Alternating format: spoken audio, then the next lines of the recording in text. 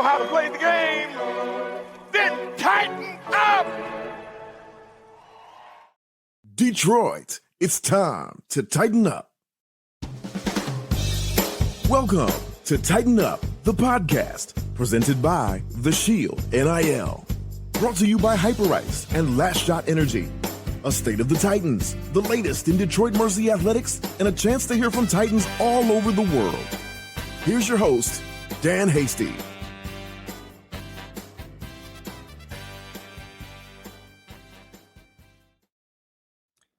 Well, over the course of the last maybe 4 to 6 weeks, we have seen some things with Detroit Mercy men's basketball that, frankly, we just haven't seen in a long time.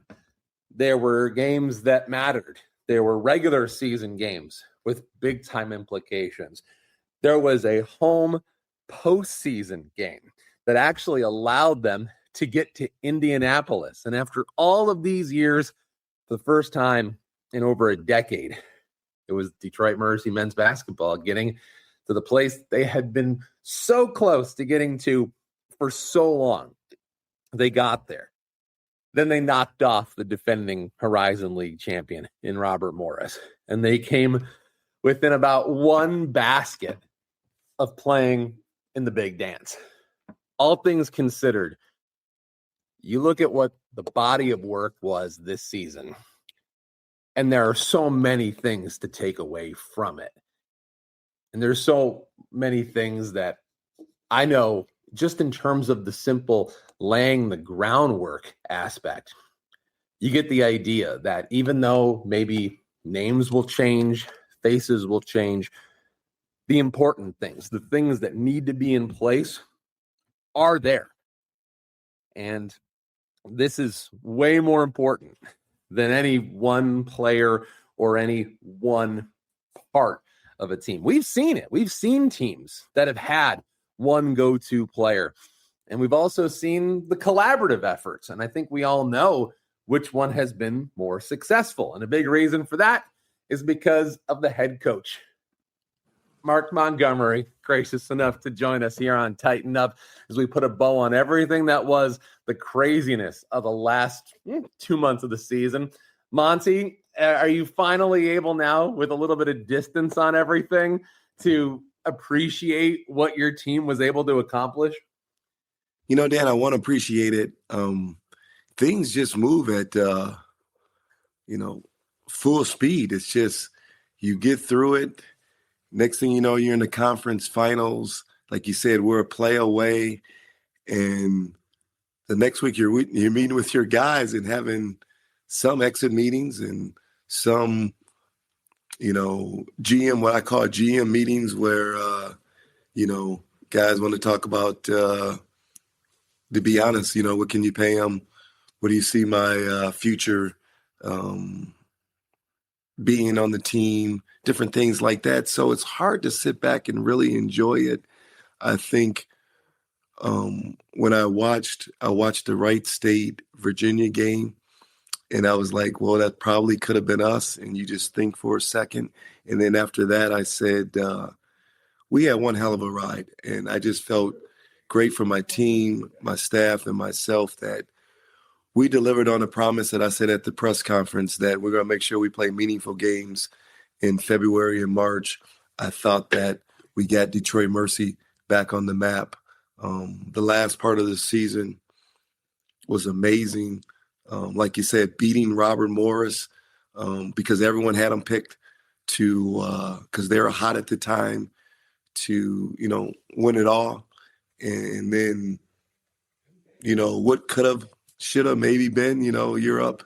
I watched the game, I think 3 or 4 times since we lost to Wright State, being up 12 and being up 8 and being up 7, I think next year's team will be able to hopefully close that out. But no, at least we know how to get to Indy. And the blueprint is down. You already said it. The foundation is laid. We're just going to keep building this thing. And you did. You had a lot of people talking. I mean, it was becoming more than a Horizon League story. It was turning into a college basketball story. I'm sure you were hearing it. And I know there were a lot of different points that you took a lot of pride in. Is there any one thing that stands out above the rest? Just showing no one really thought that, I don't get caught up in the rankings where they picked us and if our players were good enough. I just think that, sitting at the podium, even though it was after defeat with Orlando Lovejoy and Legend Jeter, I thanked them one more time that you guys really don't know what you really did for myself in this program, that you took a chance on a program that the year before you got here had won one game. So I know it hurts now, but in years to come, you're going to say, wow, I'm sitting, you see the trophy. We haven't had hardware here in I don't know how long. And I'm not a guy to say everyone should get a participation award. I didn't even know they had a runner-up trophy. But from where we're at and how we started the year, because we had a tough schedule. And some people probably jumped off the bandwagon early, but unbelievable response to, I said, when you put apples to apples and you play Horizon League games, I knew we were talented enough to compete and beat and play in every single game. And I thought we did. We had a couple speed bumps during the year. That's part of it. But I know we were playing our best basketball at the end of the year. So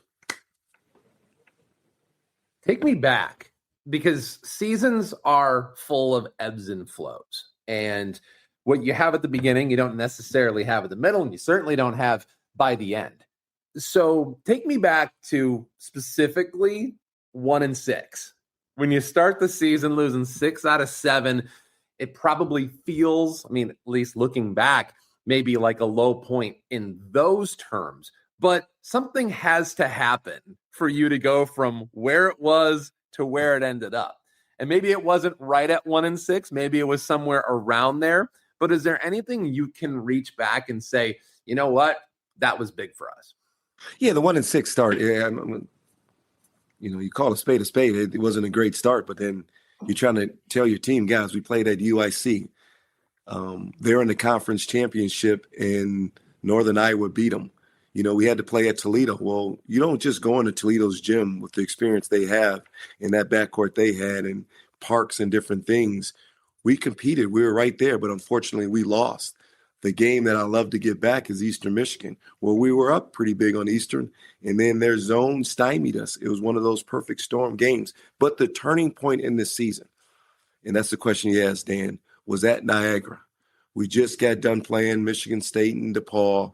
The Niagara game after Thanksgiving, we knew we had to go and get us a win on the road. And we gutted it out. And we didn't have our full roster, but we found a way to win that game. And then we had 2 home games. We had IU Indy coming to our place. Big first Horizon League game. We had to win that game, but we had some momentum. We found a way to win that game. And then we went to, at Cleveland State. We won that game. So now we have 2 tough road wins at Niagara, at Cleveland State. We won the home game. We got through finals. You're feeling good. And then we only had 1 game before Christmas, and that was Siena Heights. And, of course, we took care of business there. And then after Christmas, we had Youngstown State, which drilled us the last year twice. So when we got that win, I was like, okay, we've turned the corner. I really thought that we turned the corner, but the game was we had to beat Niagara, and it wasn't an easy game playing on their floor, but we got it done. In my mind, that changed the makeup of the season. You found ways to win lots of games, and that's great. But you also found ways to win lots of games, lots of different ways. I'm curious, what did you like about the ways your guys won games? Because the ways you guys won games, that really felt like one of the biggest points of progress from your first year to this past season.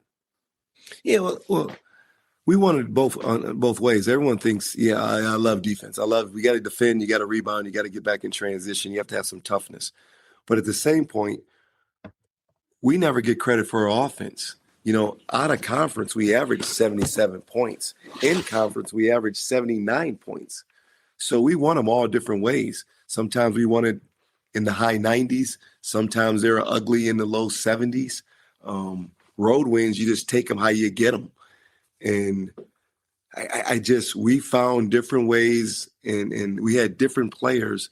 Our first year with Orlando, Lovejoy had to score. And then we had young wings. But I enjoyed games when we had 5 guys, 4 guys, sometimes 6 guys in double figures, where you just couldn't key on one guy.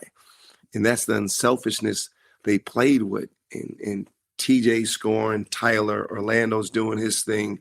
Sometimes off the bench, it might have been London. Legend was being solid. He averaged 10 and 7 all year. Then Calabay comes on, and then all of a sudden, Lance Stone, who can forget his semifinal game where he had 16? So we had a lot of different weapons. And then once we kind of got to that playing group where it was about 8, that's when we really took off. But I just like different ways that we scored the ball where you couldn't just key on one guy. So I'm glad you mentioned conference numbers, because I can't remember a team that's gone from worst to first, especially in a significant category like you guys did. And it wasn't just one thing, but I think the biggest thing, especially in today's day and age, is how you shoot from beyond the long line, how you shoot 3-pointers. And the beginning of the season, you're sitting dead last, and then conference rolls around and you guys become the number 1 3-point shooting team in the Horizon League. Have you ever seen that kind of turnaround before? No, you go from last to the middle of the pack. Credit the guys. They did take a lot of time working on their shooting, but at the beginning of the season, we were playing more 4 guards and 1 big, and we were just shooting the ball so quick. It's funny you said, Dan, I watched our first game with my staff yesterday and against UIC.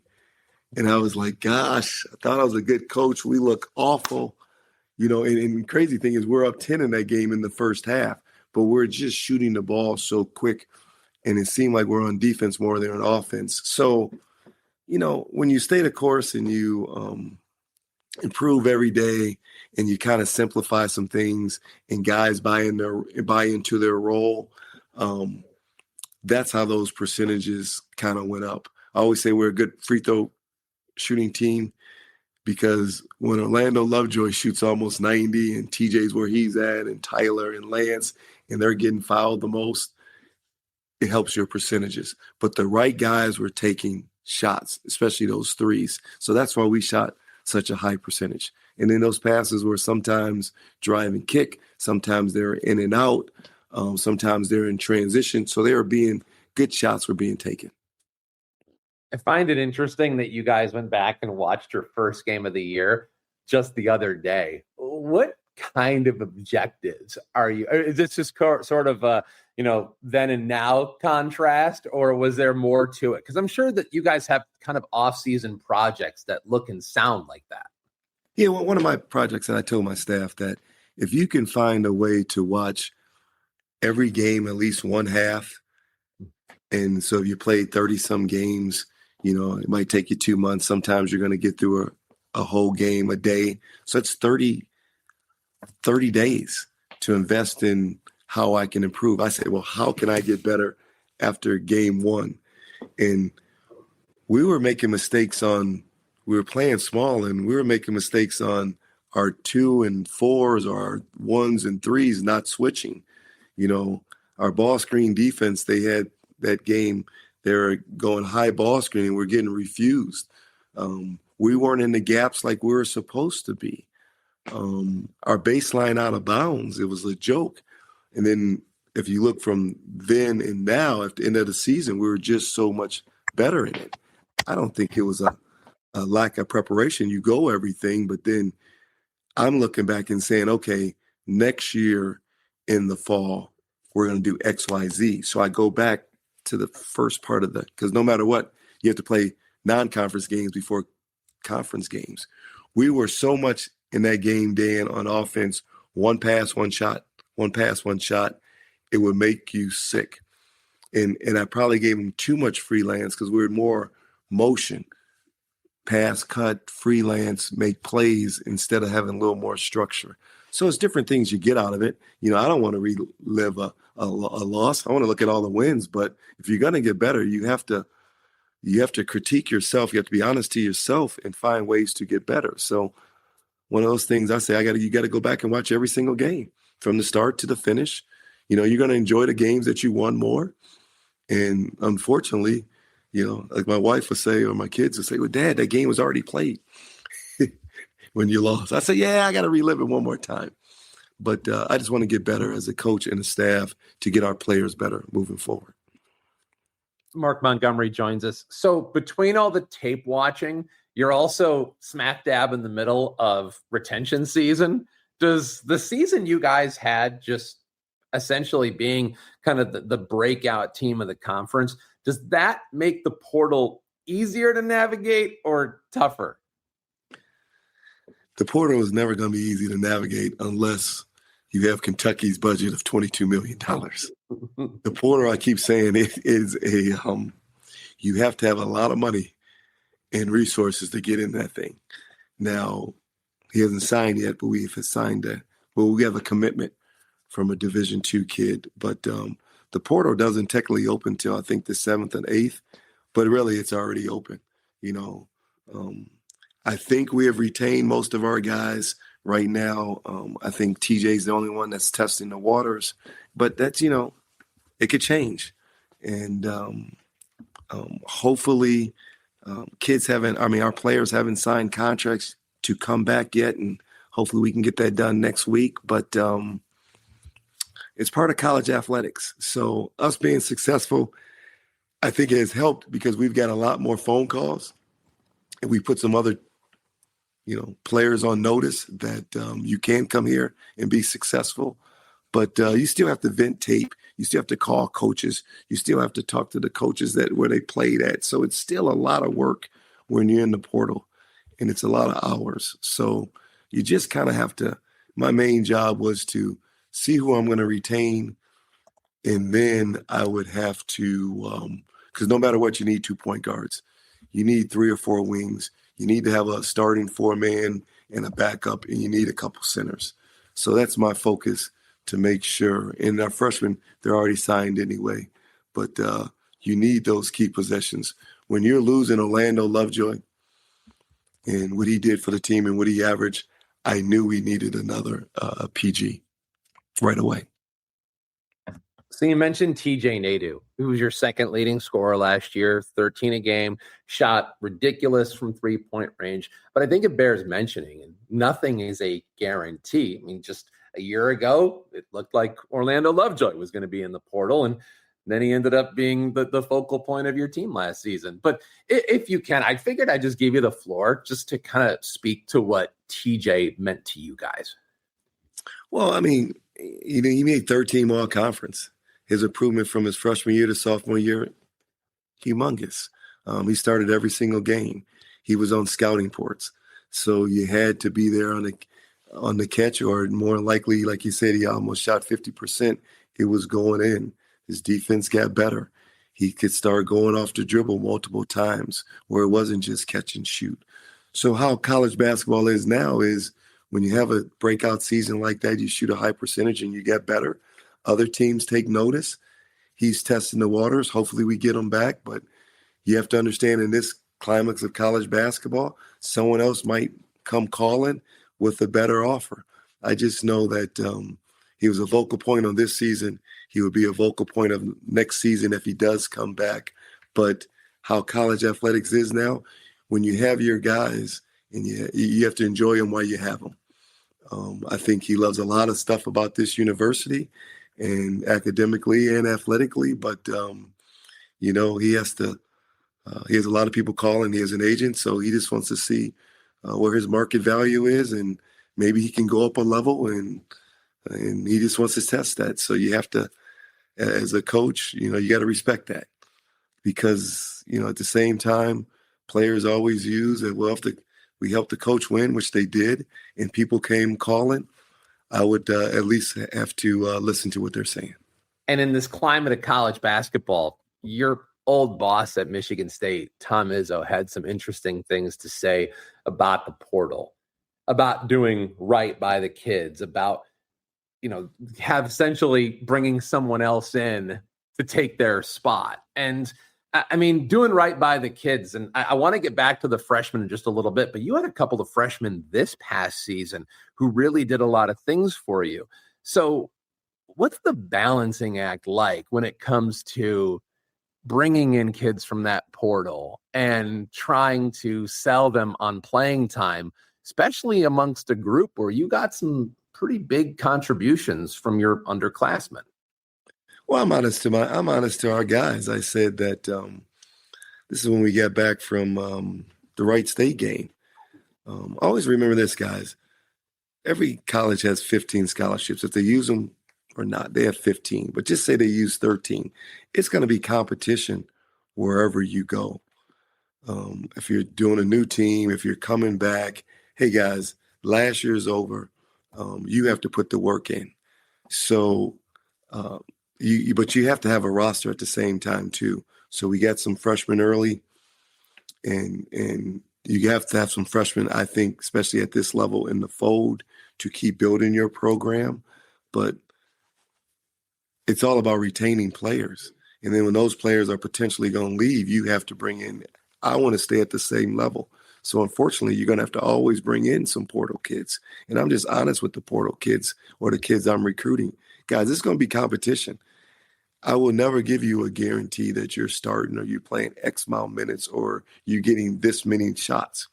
You have to compete daily with your teammates. You have to do extra. You have to get stronger in the weight room. Your nutrition matters. So if they're here or they're somewhere else, it's going to be competition. You can't run from it. A lot of the good players already know that. They know if you're going to go play pro ball, it's going to be competitive. So as long as you are a competitor and you want to, if everyone came in as a starter, it would be impossible, but that team wouldn't be very good. Some of your returners have to be back to show the younger guys, if they're freshmen or if they're guys coming in from the portal, this is how we do things. That's what the foundation, that's what the culture is about. What's interesting about your roster construction is that right now you've got these good underclassmen. And then there was also guys on the top end. You had the Orlandos and the legends of the world to kind of provide you that leadership. When you have a situation like that, what does that do to what your off-season wish list looks like? Because I'm sure you have ideas for what you want in terms of talent and in terms of what they can do on the floor. But where does that leave you in terms of finding culture builders and people who can lead, especially with such a younger group? Well, that's what's so important when you have all your guys on campus starting in June. A lot of times that's our second summer session. All the freshmen will be here. The returning players, they kind of get May off. They'll take a class, but they'll do that at home. They'll do that online. And then you kind of throughout the summer, you find out who your leaders are going to be. I always say they're usually returning players that have already been coached. They've been through the wars. They've already been through the summer. They've been through a fall. They've been through the winter. So they know what's expected. Now, their job is to still compete, but to lead. Returners know, what the expectation is with strength and conditioning and in the weight room. So then they got to show the younger guys. And then when we start, we get 4 hours a week to practice. If we do that 1 hour a day or twice a week for 2 hours, they're going to lead the drills. So you need guys to come back who's already been through it. I couldn't imagine starting fresh where no one returns and you have no upperclassmen or you have no player coach team.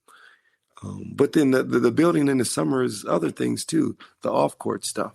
that when we go paintballing or we go to bowling or we go to the movies or we have cookouts. So that is so important when we go to the lake or we go to the pool or whatever it is.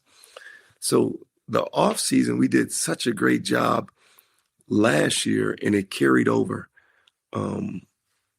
to our season. So yes, we started off a little rocky, but no one jumped off the ship. Everyone stayed the course. It's part of the process. So the process really, it's already started for the returners, because when you look out, Dan, they're already in the gym working out. The only thing I'm doing in the off season is let's get stronger. So they're in the weight room, but they're doing individuals. They're getting within Lance Stone and Xavier Monroe. They're in the gym last night at midnight, and this is March. Our guys are already. London Maiden, I just had an academic meeting with him, and we're talking about the summer. He's about to work out here at 1:00. So the culture's already built. So, I just like the direction it's headed. We just have to stay the course, and we'll find a way to be successful again, whoever we have. Talking with Mark Montgomery, I really appreciate you taking the time with us. I only really have a couple things left for you, but you've been phenomenal to this point. It did feel like your development was one of your strongest points this past season. So I wanted to give you a chance to talk up your coaching staff, because there's no way you can do this alone. No, they probably don't get enough credit. I already went to the AD and the president that, when you have a successful, I didn't get this trophy by myself, guys. I love to get my staff a raise and do different things, because I can't be everywhere. But, Ian Jones and Colin, they do an unbelievable job with the young guys and individual development. And then you have the staff from Coach Stone, Chap, Peck, C-Mac, AJ, just the scouting, at the same time, they're recruiting, and then the relationships off the floor. Grabbing a bite, going to the dorms, going for a walk, watching film. So it takes so many people to be successful. And I always said, I meet with Robert daily. He sit courtside, and when the president's there, you get the president and his wife. So it takes an administration. And the gratifying thing is, when you're down in the hallway and someone sees you, especially a fan or someone that's stopping in the building, just to see the excitement they are, is like, Coach, we just want to thank you and your staff for what an incredible year it had. And it's no better feeling than that. But this is definitely not done just by me. Group effort from the trainers to Sean to our strength and conditioning coach, Sam.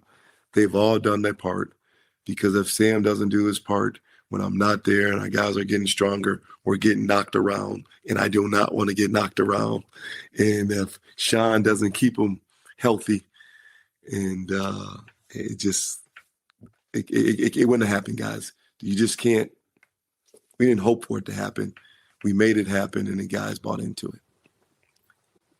I want to get back to the freshmen, because I can't remember a time where Detroit Mercy had multiple recruits inside of the top 5 of Michigan's Mr. Basketball nominees. I don't know if it's fair to expect this group to be as impactful as, say, the last one was, between guys like Tyler Spratt, Lance Stone, but what intrigues you about this next group? Well, I know one thing. We have a winning group. After, like I said, after, unfortunately, we lost to Wright State. I think that was on a Wednesday. Came back to the state of Michigan, and I started with Greg Graves Jr. They're playing in the semi-states to go to the finals, so I go up to Michigan State. Unfortunately, James lost, but they lost to Rockford. Rockford ended up being the Class 8 state champs. James did his part. Hell, he had 50 points, but it just wasn't enough. And then I was on the state finals on Friday, and then Keaton Aldridge, the kid from Cathedral in Indianapolis.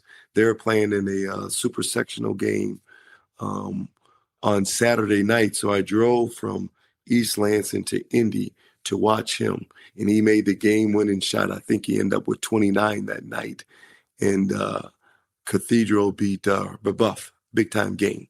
But then the following week, in the state of Indiana, they still play what we would call the quarterfinals and semis the same day, and so they had to beat they were the number 2 ranked team, so they had to beat the 3rd ranked team in the first game, and let's just say that was at noon, and then they had to play the top team in the state that night at 8. And Keaton had 2 great games. So long story short, they're in the state finals Saturday. So I have to go back to Indy to see him play at where the Pacers play. So we have winners. When I go back to James, they only lost, I think, 4 games all year. So or 3 games, when you're 22-3, I think, in my mind, that's pretty good. Now, the chance the other kid,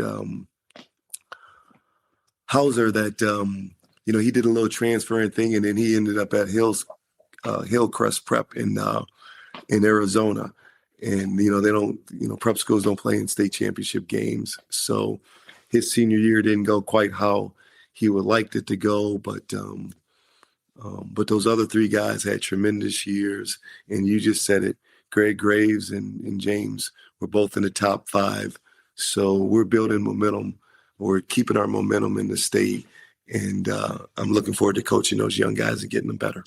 Yeah, well, James Martin is all the talk on the west side of the state, but if you're on this side of the state, you also know that tons of teams lose to Rockford. There's nothing to be ashamed about. What about the portal? How active do you guys expect to be?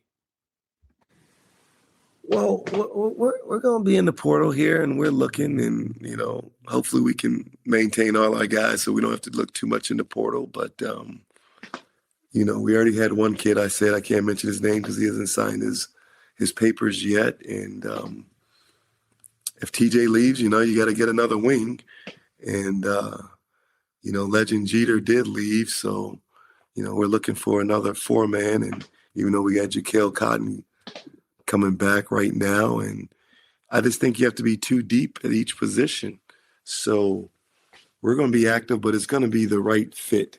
The kid that's coming from Wayne State, I mean, he's a 3A business student, and we have good ties to his high school coach and his family, so we feel good about that. So we just want the right fit because we think we have a lot in place to be successful already.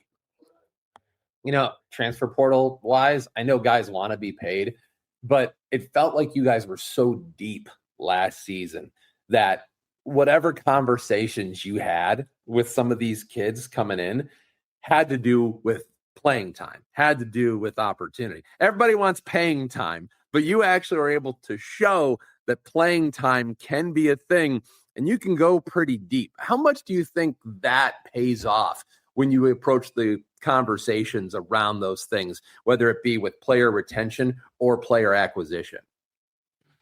Well, playing time is a big factor that I always tell guys that you have to earn that playing time. So no one's just going to give it to you. So I don't gift you 20 minutes or 10 minutes. I would just say with the young guys coming in, we're going to assess them in the summer.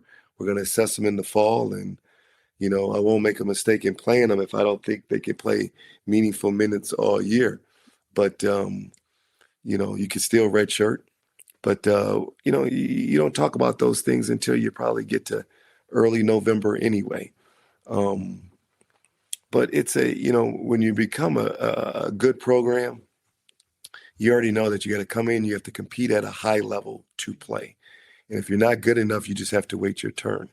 Now, portal guys, they already have college experience. And a lot of times, portal guys jump over freshmen because they've already been in college. But it doesn't mean that, we've had it all different kind of levels. I had NAIA players, a Division II player. I had a junior college player, and you had a Division I transfer. Who's going to work out? Who's going to pick up? Who's going to catch on? It's a roll of dice. You just want guys, or I just want guys to come in, improve every single day and give me their best effort. And then playing time and pain will take care of itself. Bonnie, good stuff from you. You guys are changing the narrative around this program, and that has not been easy. It's been a while since we've seen a year like the one you just had. Also, your voice sounds much better than I'm used to hearing. So great to see you, and thanks for the time. I'm so much better in the off season. Thanks, man. Not much yelling. Thanks for having me. That's right. Coach Mark Montgomery, really appreciate him taking the time. And as we continue to talk everything that was Titans men's basketball, and what a finish it was here on Tighten Up. Thank you for listening to another episode of Tighten Up, the podcast. Join our community at The Shield on theshieldnil.org and follow us on X and Instagram at The Shield NIL.